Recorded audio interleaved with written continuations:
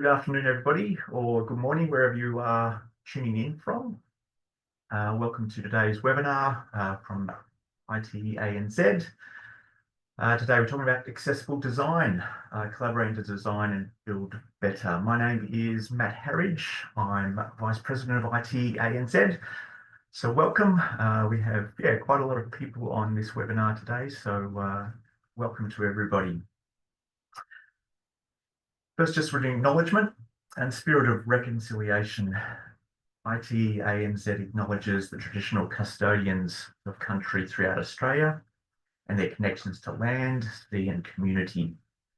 We pay our respects to their elders past and present and extend that respect to all Aboriginal and Torres Strait Islanders peoples today. We acknowledge and respect the Treaty of Waitangi and Maori as the original people of Aotearoa, New Zealand. Just in case you don't know, ITE-ANZ, we are part of an international membership, ITE, associated with transport professionals around the world. We work to improve mobility and safety for all transport system users and help build smart and livable communities. You'll see there that 18,000 members, probably more than 18,000 members now in 75 countries. So always welcome to join as well. If you'd like to, just jump onto our website, which is sitting down there, ite.org.au. Briefly like to thank our sponsors as well. They allow us to have webinars like this. Our platinum sponsor, Austraffic, Traffic Works sponsors our undergraduate student awards. Sidra Solutions, sponsor of our President's Dinner and Postgraduate Award. O'Brien Traffic, annual breakfast meeting sponsor and a corporate sponsor as well. Lindsay Oxlade Consulting, sponsoring our Young Professional Awards, our Emerging Leaders Awards, and Movement and Place Consulting and Traffics Group, who sponsor our Monash student chapters. So thank you to all our sponsors. We do certainly appreciate you. In terms of housekeeping, you are muted at the moment, so we'll continue that on. If you have any questions, technical questions, please jump into the chat and we can try and help you through there. Q&A, we'll have Q&A probably at the end of the session, but we may go through the session and things might pop up and I might help bring those to light through the presentation, but use the Q&A button, which is sitting down there. Certainly type your questions in all the way through and we'll endeavour to get to them as we go through. So getting to today's presentation, we welcome Tricia Maloney. So Tricia is the Chief Accessibility Advocate in the Department of Transport and Planning in Victoria. You can see there Tricia's role, but Tricia's role is to amplify the voices of people with disabilities. And particularly we're talking today about the transport side of things, whether that's rolling stock, infrastructure, and precincts. And there are complex issues with accessibilities, but certainly collaboration. I think Tricia's going to be talking about that today, about how we can all work together as transport and traffic professionals, and how we can come up with a better outcome for all. So Tricia, with that, certainly like to welcome you, and we look forward to hearing from you. Thank you. And thank you for having me along today. I also would like to acknowledge the traditional owners of the land on which each of us is meeting, and acknowledge and respect elders past, present and emerging. And I also wish to acknowledge the Waitangi Treaty and the Maori people as the traditional owners of New Zealand. For me, I always like to also acknowledge people with disabilities who have paved the way for me to be where I am today. So it's not been a recent thing that people with disabilities have been struggling with accessing public transport. We know that, as well as the built environment. It's very complex. When I started in this role 3.5 years ago, it was to the Department of Transport. It's now been extended to the Department of Transport and Planning. So I have my finger in that pie as well. So I'm looking at all of those things around, um, what are the issues around end-to-end journeys? How do I get to the station? How do I get to the tram stop? How do I get to the bus stop? So it's a continuum. Last year, I completed a Churchill Fellowship where I travelled for 11 weeks and went to 3 continents to have a look at transport. So I went to the UK and I went to Ireland, I went to France, and then I went over to the US and then Canada. And to be quite honest with you, the issues are the same wherever I go. Sometimes the solutions are a little bit different. So I looked at how we can access transport better. I better tell you a little bit about myself. As you can see from the background, um, it says I use crutches. However, I've just torn the tendons in my right shoulder, so I can't use my beloved crutches anymore. I have to use a walker, but that's okay. You get the gist. I've got a disability. I contracted polio at the age of 4 months, and I've always had a disability, but I didn't know I was disabled. And I still don't feel disabled. I'm pretty powerful, actually. So that was in 1954. So, yes, I'm old. And many of you weren't born when I started working the railways in 1978 in my first stint. And it wasn't my first job. In those days, there was no even hint of accessibility in any of the conversations. So from railways, I went to work for police. And in police, they asked me to be their disability liaison officer. And I said, I don't know anything about it. And they said, but you've got one. And I went, oh, okay. So that was when I first found out that not everybody is as empowered as me. So I finished in police in 2000 and started my own business, which was to empower other people with disabilities. That's been my goal for all of my life. My business was very successful as long as you don't count money as a measure of success. But it really was about empowering others to do the best they can to make their own lives as happy as possible, but also as present as possible and be able to do the things that they want to do. Just on 3.5 years ago, I got a call from somebody saying, oh, there's a job going, you should apply. And I don't want a job. What do I want a job for? But people kept calling, and in the end, the consultant rang me and said, please just have a look. So I had a look and went, oh, I can do that. Amplifying the voice of people with disabilities is what I do. But it's not only people with disabilities, it's also older people, parents with prams, and even travellers with luggage, anybody who struggles to get on public transport. So what we've been doing is looking at how we can better design our products to be more accessible. So we've all heard the term co-design. I call it co-project management. Don't bring me something after you've built it and then say, look what I've done, because my reaction will probably be, pull it down and start again.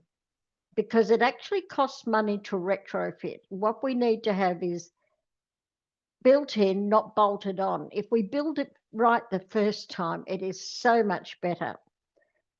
And anybody who's had a look at the Department of Transport and Planning's YouTube videos, there's a great video in there of how we designed the Extrapolis train together.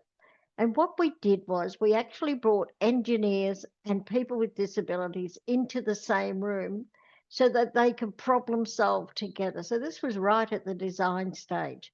What do you need in a good train that will suit the needs of people with disabilities?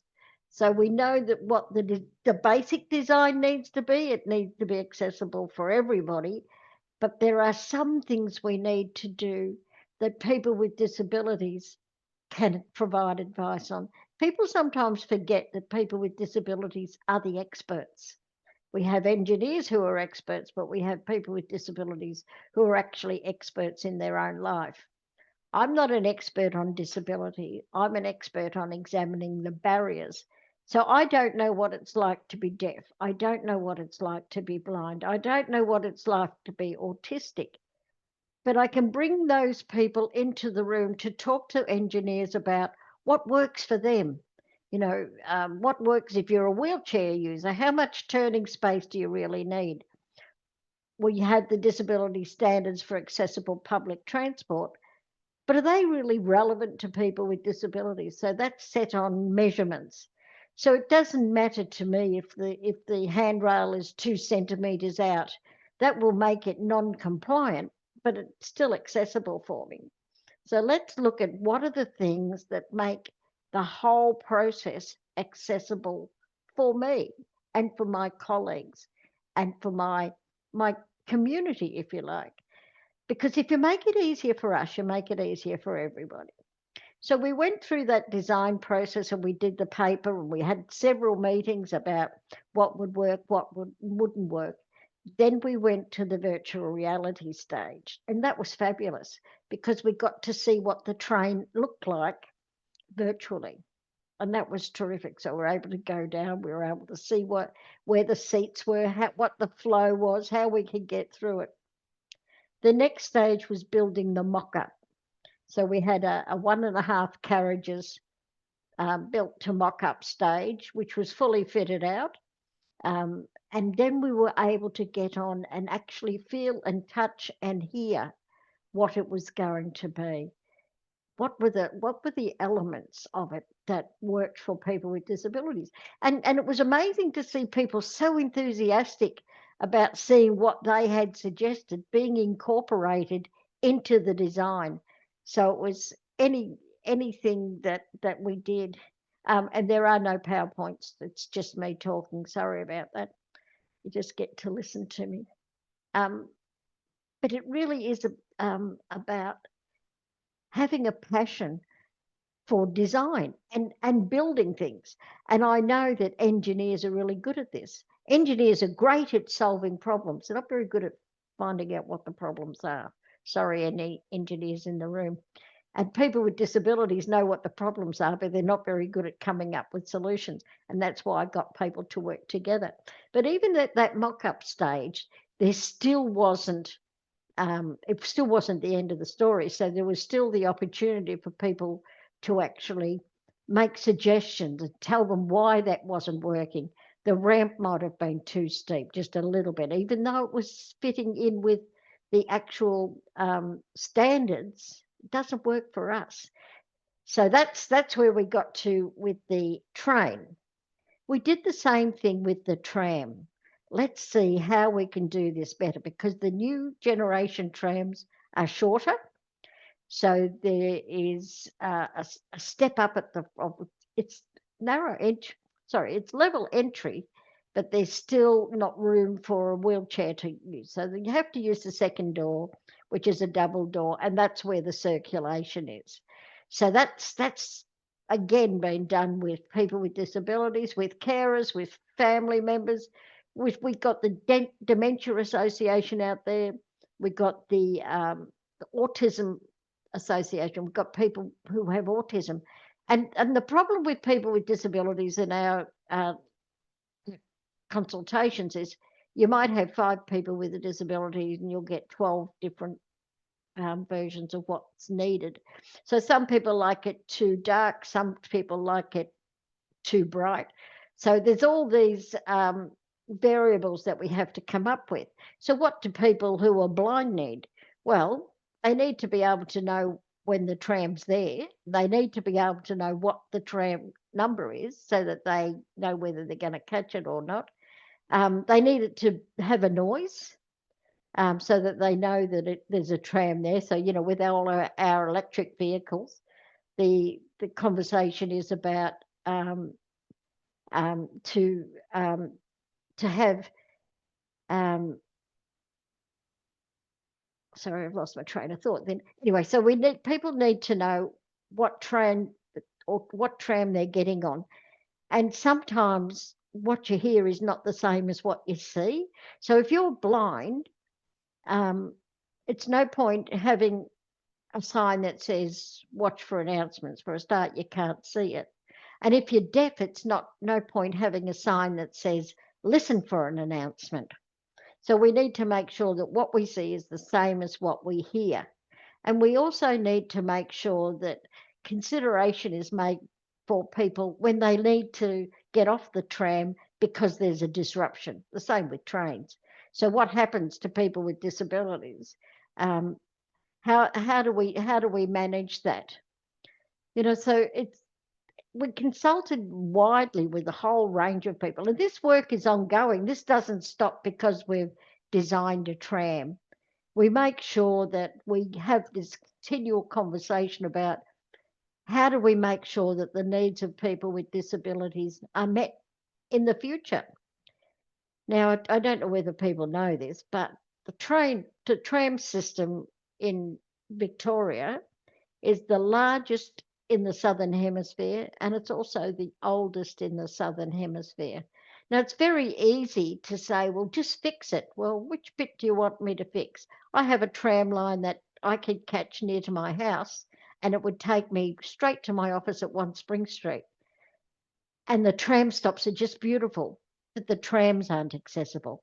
Well, it'd be pretty bad if I fix my own tram line first. So which ones do we fix? And we're slowly getting there, but it's a long, drawn out experience to try and get everything fixed for everybody.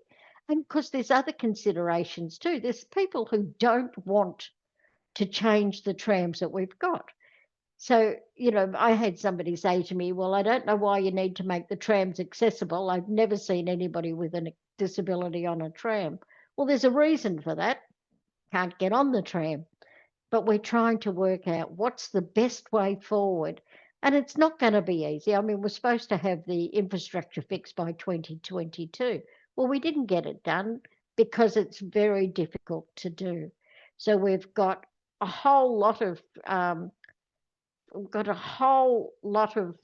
issues that are uh, impacting on people. So we have, say, like Sydney Road, for example, we have a train line, then we have a tram line, the next street over is a tram line, the next street over is a tram line, the next street over is a tram line, and it's not easy to get through.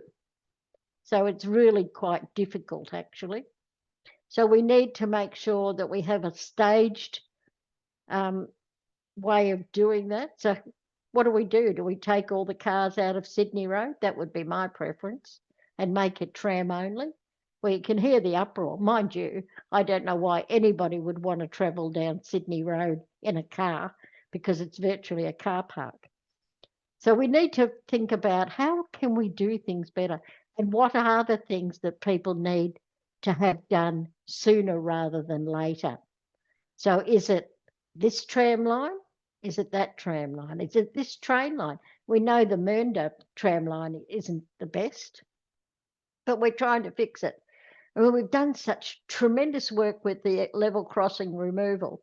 And I know that there was a lot of uproar when we started to do that. But once people have seen, actually, it makes life easier, then we come to terms with it. So along the way, we're looking at how do we develop our train stations and our precincts so that they're more accessible as well. So it's not just the train station itself, it's the precinct. So we've got competing things like bikes and people with disabilities should not be mixing at all, in my view, because we often don't get given way to. People don't think we should be out and about. I mean, I had somebody say to me back in the day when I was catching a train, and I have to be loaded onto the train. I can't just get in any carriage. I have to get in the first carriage. And it was really crowded. It was 6 o'clock at night after I'd finished work. And somebody said to me, they've got to give priority to people who work. And I thought to myself, well, what do you think I'm doing here in peak hour? Do you think I just come to sit around and sit on a train station? There's a lot of assumptions made about people with disabilities and why they travel. Most of us are travelling to get to and from work the same as the rest of you, but it's just so much harder. It takes me 2 hours to get ready in the morning by the time I put my calipers on and get myself organised to leave the house. So add that to the journey, and then add having to get to the train station on a motorised scooter or an electric wheelchair, which sometimes you can't get on the bus because it's just too crowded. So it's easier just to go straight to the station, which is about 2 kilometres away in my case. And then from there to catch the train into the city. Now I can't get off at Parliament Station. That's a bit sad, isn't it? Because it usually comes in at one end. You've got to go the whole length of the station, and it's only got one lift. If I get there and the lift's not working, then I have to go back the whole length to get loaded back onto a train, and then go round to Southern Cross Station and then catch a tram up, which I can catch a tram, which is good.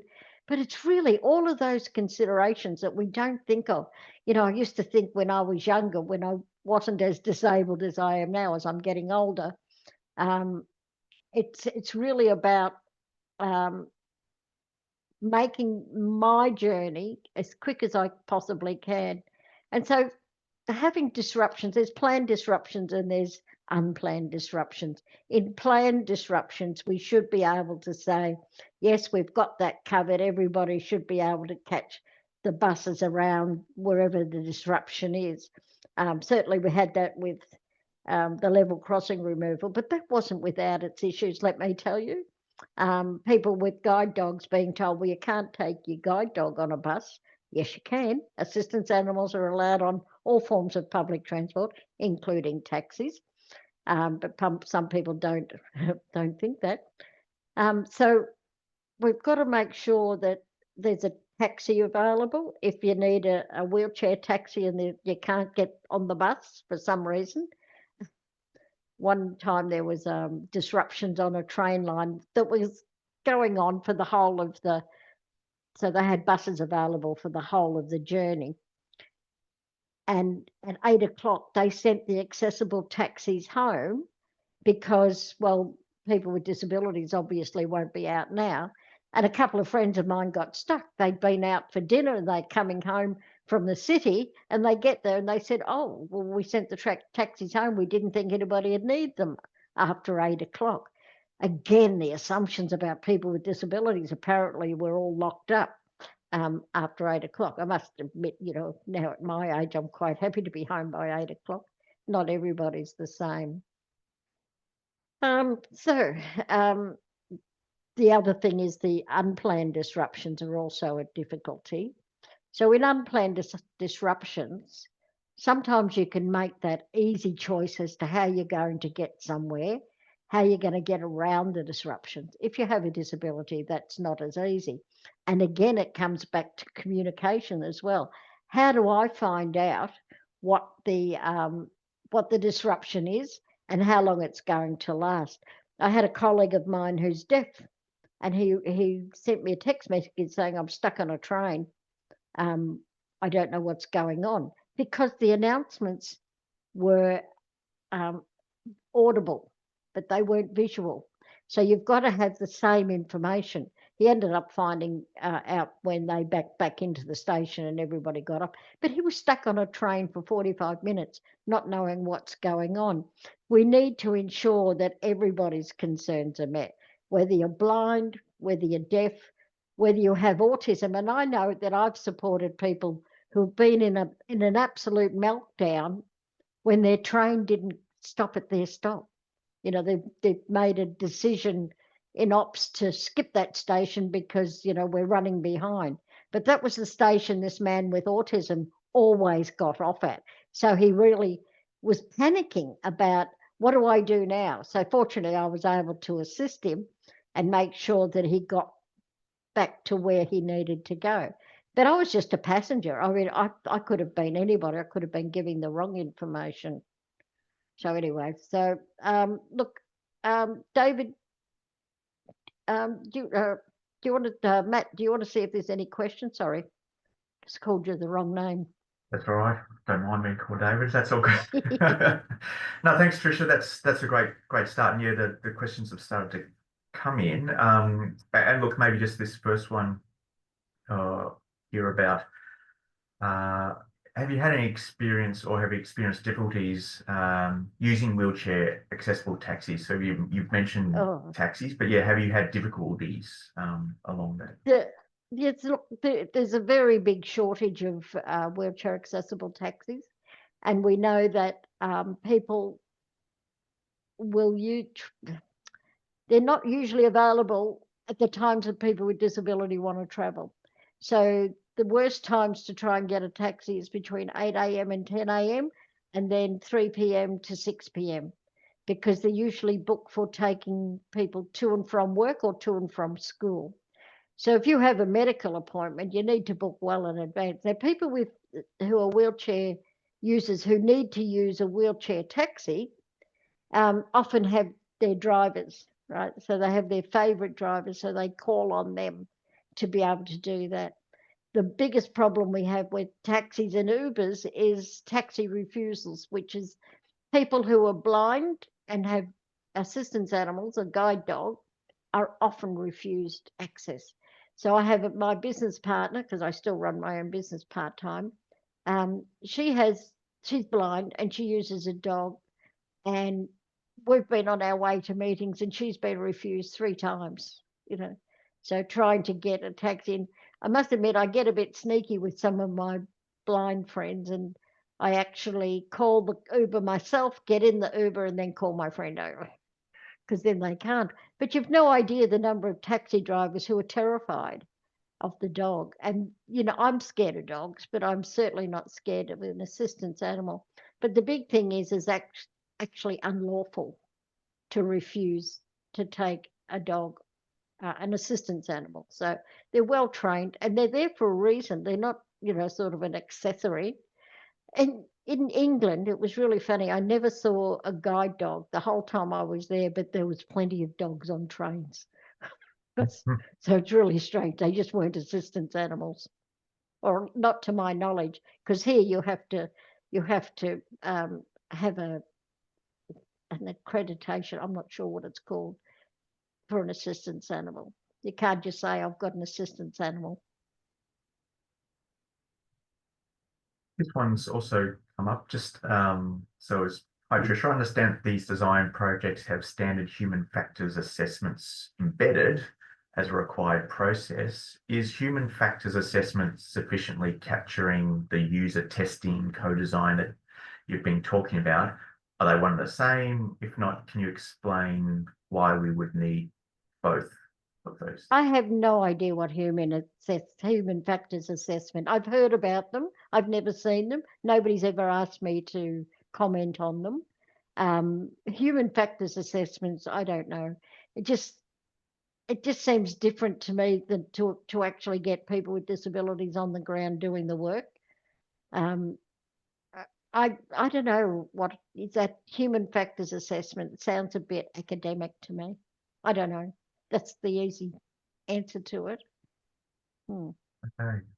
Um, one from Grace, can you please advise if you face any accessible issues on the footpath, especially traversing corners of footpaths and crossing of busy roads? So, yeah, what have you been finding out there? Yeah, I there are all sorts of problems on footpaths. There are bumpy footpaths. There are things with cracks in them that I'm more likely to stumble over than anything else.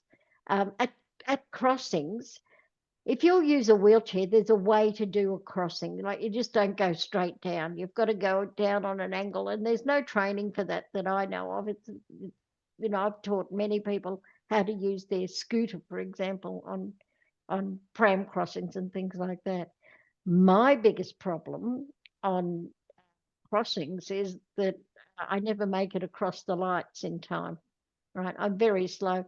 I actually had a policeman come over and help me walk the last 10 meters. And I said, I've never been hit. And he said, well, they're not game to hit you while I'm with you. And I thought, well, fair enough. But I always struggle with that last 10 meters because I'm just not fast enough. So that's always a problem. And we're doing a review of traffic signals at the office. I've got them to look at how long is too long. So, and there are mechanisms. So there is, and I can't remember what it's called now. There's a mechanism whereby they can sense when somebody is still on a crossing, so that they can slow them down. Well, that would be no good in the city of Melbourne because people would just keep walking. So you actually need them to stop. But if you're on a crossing, so there's one outside my place in Ringwood that um, it slows, just makes it last that little bit longer so I can get across the road. But that's my biggest problem with them.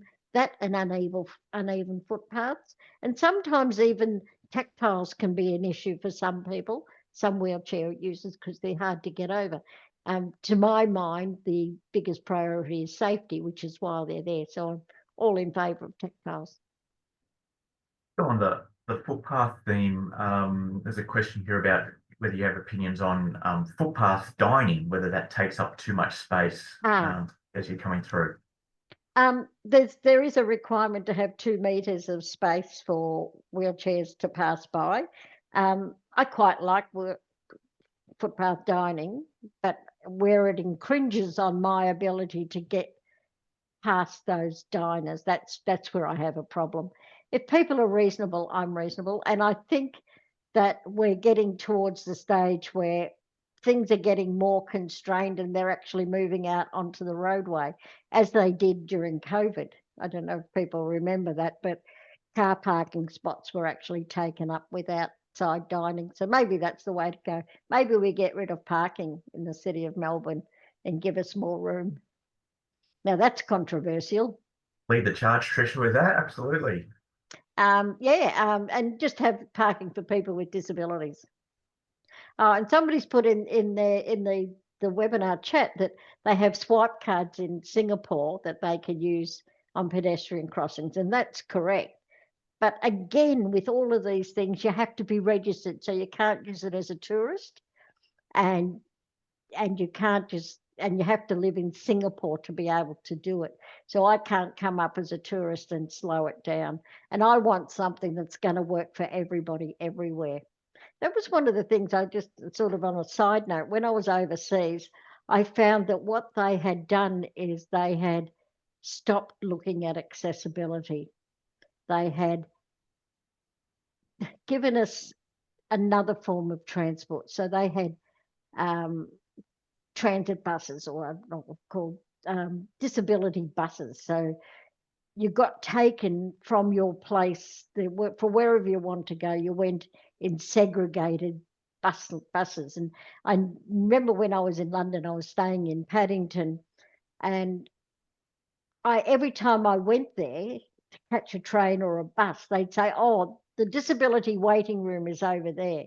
And the requirement was that you ring 3 hours before to book a spot in the waiting room, to book a spot to be able to be taken to the train. And I just said, "Sorry, I don't do that."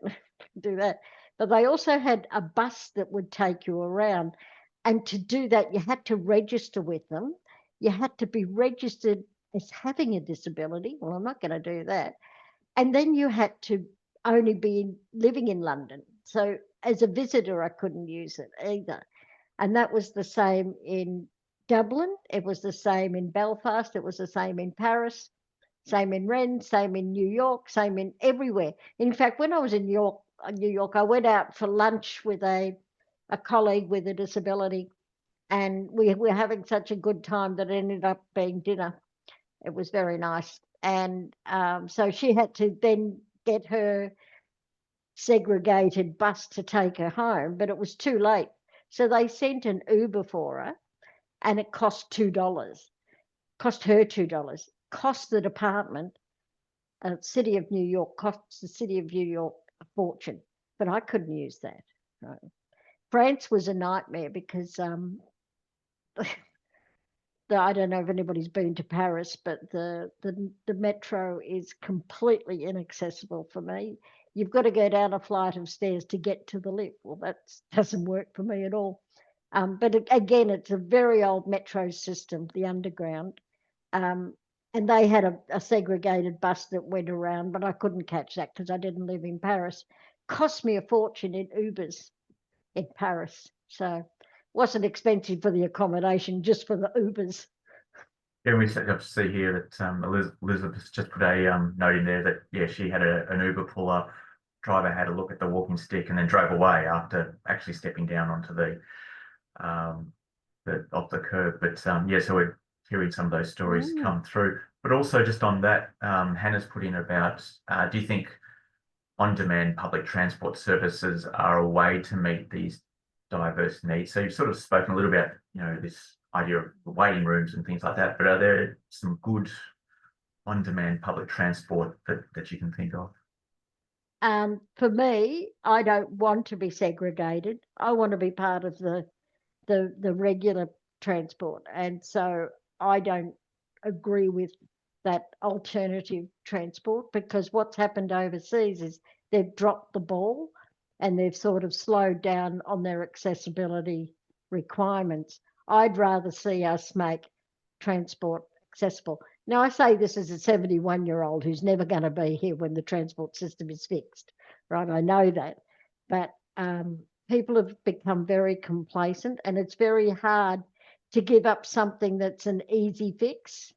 Oh, we'll just catch the alternative transport, and it doesn't fix it for everybody. So my mum sends me an email every day which says this is what's wrong with public transport, right? She's 95. She shouldn't be allowed to be using emails as far as I'm concerned. Anyway, so she sends me this, but she then says to me, who's looking after the old people? Well, that's me too. And who's looking after parents with prams? Well, that's me too. And who's looking after people with luggage? Well, that's me too. And if we have a segregated transport system, we've left all those people behind because they can't use it. Now, anybody in the room who's been a parent and tried to get a pram on a tram, on a high floor tram, will understand that that's quite difficult. Thanks to Andrew, who's put in there about the chat about human factors assessments, and Andrew's written about human factors assessments will deal with compliance to standards. Separately to this, taking a human-centered design approach will engage people with lived experience of accessibility needs to understand if the design is fit for purpose based on their experience of using it. Yeah. Thanks, Thanks, Andrew. Appreciate that. And I'm not an academic. Oh, well, I am. I'm an anthropologist. I'm an observational anthropologist, and I'm a criminologist. So I'm not sure what I'm using in my work. So I'm not an academic in the transport field, and I'm not an academic in the disability field. I'm just really interested in what works for people. And I think that we have too much reliance on the regulations and not enough reliance on people's experience. So if that covers that, then I'm happy with that. I don't know. And co-design, Marilyn De Stefano, yeah, Marilyn, you're quite right. We need to use user stories, but rather than just use user stories, it should actually be people doing the work, not having it captured. It should be part of it. I just think that user stories doesn't do it when you've got people with disabilities in the same room as the designers and the engineers. But again, as I said, I'm not an academic. Yeah, and I guess following on from that, Tricia, as well, another question here about that the eternal balancing, sorry, of standards versus what actually works out in the world. And the question here about do you agree we need good standards to capture disability requirements? Otherwise, it could just be a case of lots of different opinions, and we can never find what the best design is. Do you have some thoughts on that? Yeah, it's really difficult because what works for one person with a particular disability won't work for somebody else with the same disability. And so sometimes you've got a whole lot of people in the room telling their stories, and telling people what they need. But sometimes we just have to work with what's practical as well. And I'm a very practical person. I know that, my magic wand doesn't work and I can't make it great for everybody. But even people with guide dogs have had, some differences in how assistance animals should be accommodated on a train under the seat or at the feet, that sort of thing. So we make room for under the seat. But it's really about testing it, retesting it. And that's why I like to call it co-project management, because it's not about just the design. It's coming back and having a look at, did that work? And then again, did it work? Until we get it to some sort of right. It'll never be perfect. In fact, the only people who yell at me are people with disabilities because I haven't fixed it yet. Right. And I don't expect to fix it in my lifetime, to be quite honest. But the work continues. The work continues. And so, Tricia, a couple of questions of sort of maybe a bit more technical nature, noting that you said you're not an academic, but is there, Michael's mentioned here or asked a question about, is there a particular colour that people prefer when tactiles have been used? You mentioned about tactiles. Do you know, in terms of your experience, whether there's particular colours that people prefer? Yeah, and I know that people prefer that it's not the metallic looking ones. That's what people have told me. And because you've got to look at low vision as well as blind. So some people prefer the yellow ones. But they seem to be the two main ones, the yellow. Yellow seems to be the universal colour. And then talking about crossfalls on footpaths, and we have this a standard of a 2.5% crossfall requirement. It's very hard to meet sometimes in some locations. I guess, yeah. Do you have an opinion on? Pull it We've down got and the start standards again. again, but yeah, what does it? Where does it matter if it's a little bit off, or what's your Look, if experience? I think for me, I don't care if it's a minute bit off. Like one of the things I've seen is this was interesting. So you've got a crossfall and a slope, right? And they thought that was sensible. So you've got a ramp going down, and then there's a crossfall going across, which means that you're sort of easily to tip if you're going down, and then there's a fall to the right or the left. And what they had done was they had created a separate pathways that goes across the top and down the side, expecting that people with disabilities will take the long way around and not take the shortcut. Sort of. Sometimes it's about common sense. Or the other thing that drives me crazy too is when we have a project that finishes 10 inches away from, the somebody else owns that piece of the thing. So, well, our property ends there. We're not going to do the extra 6 inches, so that you end up with a gap. And you sort of, please be sensible. Just put the 6 inches in. I don't care if it costs a little bit more. You didn't hear me say that either. So that's just the way it goes. So it is about, let's have a look at what people with disabilities say. And so if you're asking that question, have you spoken to people with disabilities about whether that would work? Have you brought somebody in? And people think, well, it's such a nuisance that we have to spend time doing this. Well, built in, not bolted on. Don't have something so that it really isn't practical. That small shortfall might not be a problem at all. But until we test it, how do we know? And like there's things like, oh, let's just make that turning circle a little bit shorter. And then you've got somebody who's crashed into the wall with their wheelchair because it's just a little bit shorter. And there's also the assumption that people with disabilities are good drivers in their wheelchairs. Right? I know people who are shocking scooter drivers, the same as they would be on a car. Sort of, it's not an it's not innate in some people to have good spatial movement. So I'm very familiar with my surrounds, but not everybody is. And I will tell you that I've been trying out a power wheelchair, and I've crashed into the lifts at work because I'm not used to using one. So, but everybody was very patient, and I haven't got it yet, and I will practice before I start using it again. Very good.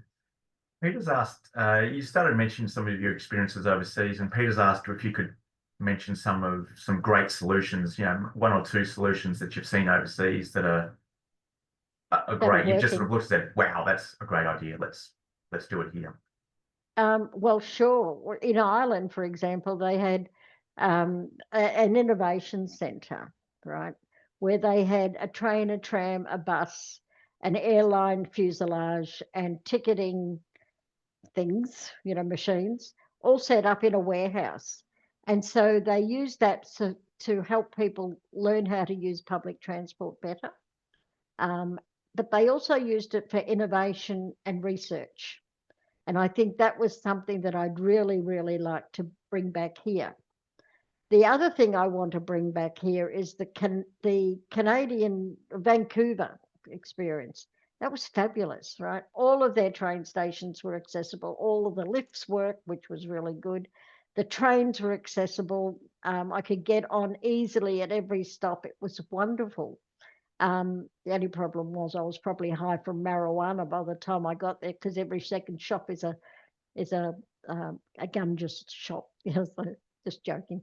Anyway, but that was terrific. But the other thing they had was accessible ferries, right? And I'd love to bring that to Melbourne. So I could go from one side of the bay to the other. It cost me two train journeys, so two legs of a journey. So that was fine, and it was easy, and it was flat four. The whole thing was flat four, so you rolled straight on. There was plenty of room. It was like a big bus, right? It really was very wide bus and a long bus, but it was really nice to go across the bay on that. And then they had little little barges, if you like, I don't know what we call them. Anybody who's familiar with Melbourne know that we have a punt that goes across from Spotswood across to Fisherman's Bend. So it's that sort of thing, and it goes across to Granville Island, and then from Granville Island you can catch these little punts that go all the way down to the sporting arenas and all of that. And I thought, oh, if we could get that to go from Spotswood across to Fisherman's Bend and then go all the way down the Yarra to the MCG, to the Arts Centre, to Flinders Street Station, to Spencer Street Station, sorry, Southern Cross Station, I'm old. So all of those, it would be just fabulous. I mean, it needs an outlay, but it doesn't have to be this week. Let's think about that for the future, especially if we've got the new Fisherman's Bend precinct coming up, which is going to be car free, which is fabulous, which is, that's one of the things we need to think of too. We need to think of the future and how we're going to plan our cities and how we're going to plan it around public transport so that everybody could use it. One of my complaints about new developments way out of the city is that they're too narrow to fit a bus down, right? So you've got one that goes around, but it's very hard to actually get to if you have a disability. So walking those long distance can be difficult. So let's start thinking about how we incorporate public transport into the planning. And so that's where I see my next step into this space is around there.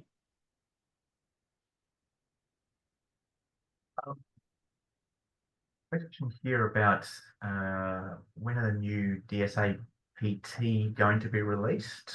Very good question. Yeah, what are the consequences for organisations not meeting the deadlines, including state government, who themselves didn't meet the deadline?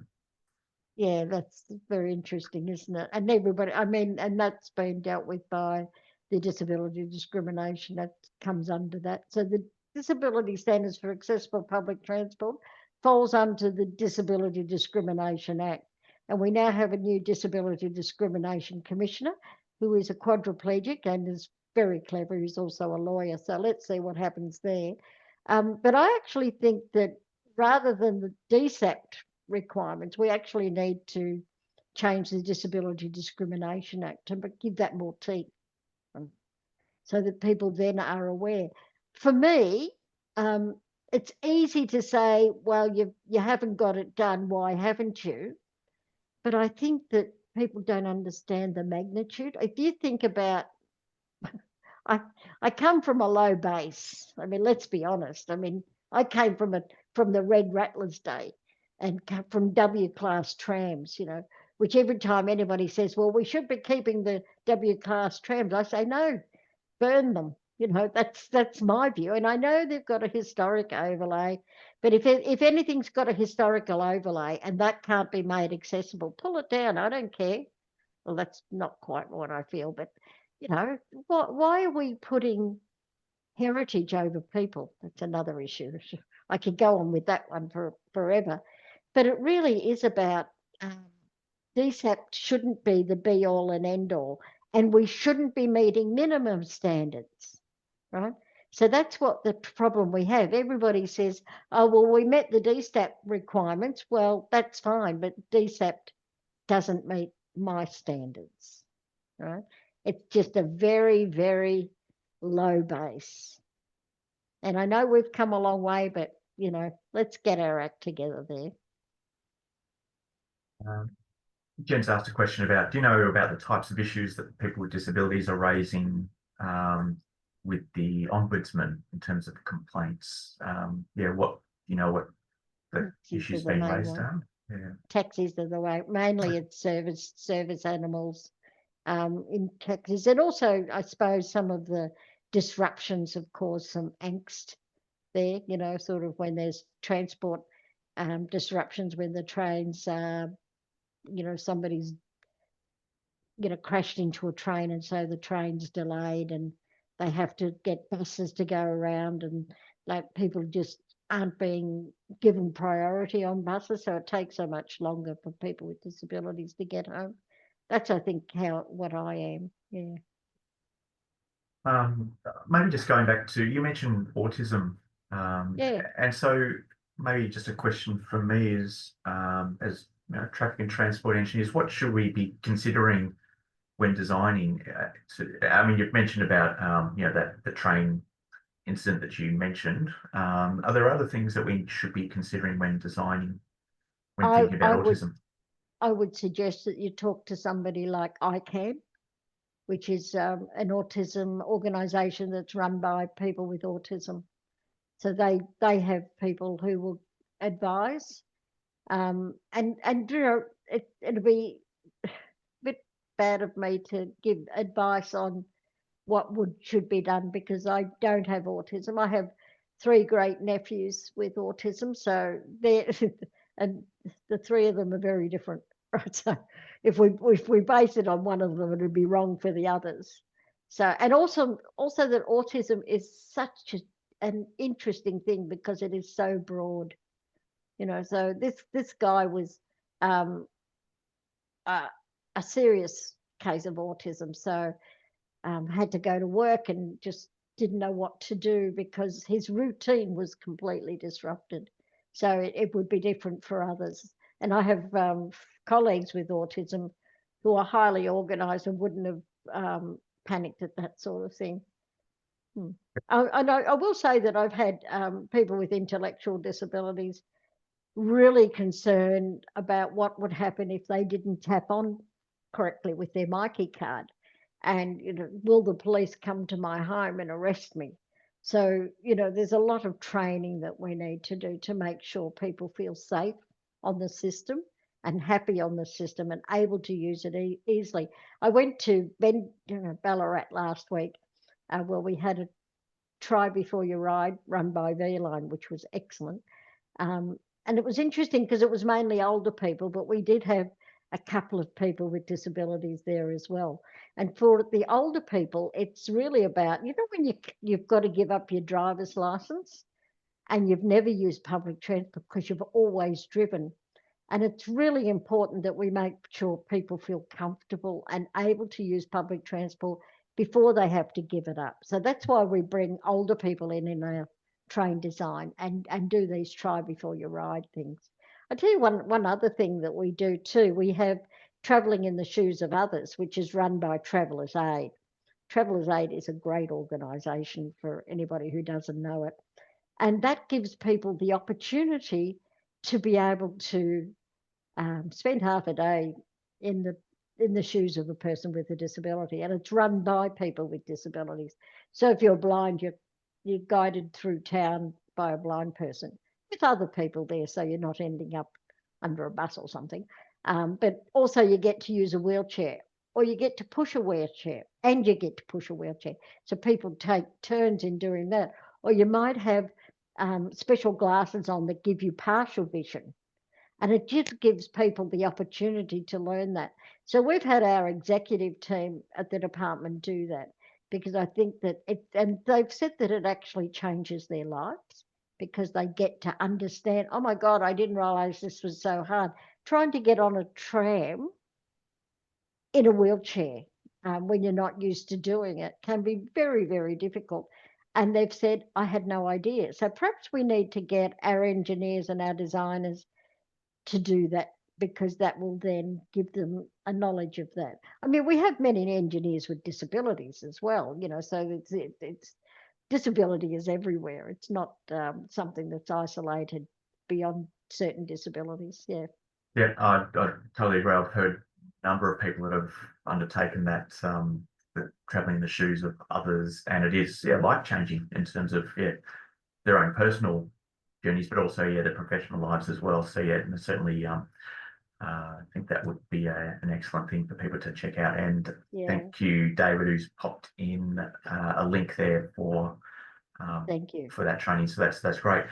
Trisha, we've come to the end of this webinar. It's been a great discussion. I really want to thank you um, for taking the time and just sharing your journey with us. It's been great, and we've had sort of over 150 people on this webinar, so good. Certainly a great interest there. And just a reminder for everybody that it is being recorded. It will be up on the ITE-ANZ website fairly shortly in the next couple of days. So certainly, feel free to pass this on to colleagues as well. And it's a great discussion to have. So, Trish, I'd just like to thank you. It's been great to have you. And it's been great, not sort of death by PowerPoint as well. It's been a great discussion today. So I just thank you for that as well. And thank you for everybody who has joined us today. Look out for our next webinar. But certainly check out our website for the upcoming events. So thanks, everybody, and have a wonderful rest of the day. Thanks, everyone.